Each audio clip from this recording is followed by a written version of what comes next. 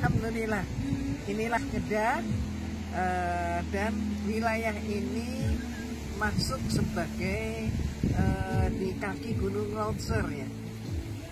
Ini adalah Gunung Leuser itu merupakan paru-paru dunia.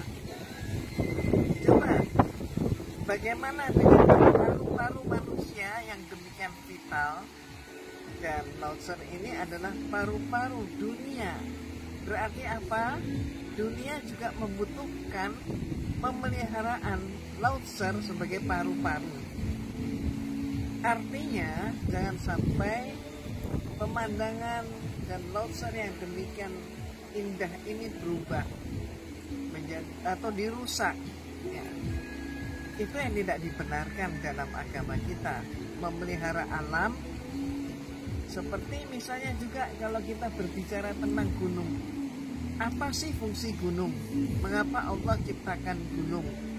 Ternyata gunung itu antara lain fungsinya adalah pasak untuk menjaga keseimbangan daripada planet-planet kita. Dan inilah yang perlu kita pahami.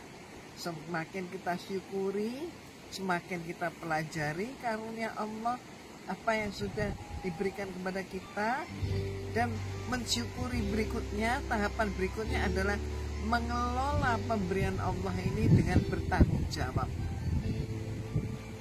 Insya Allah kita juga akan mendapatkan kesejahteraan.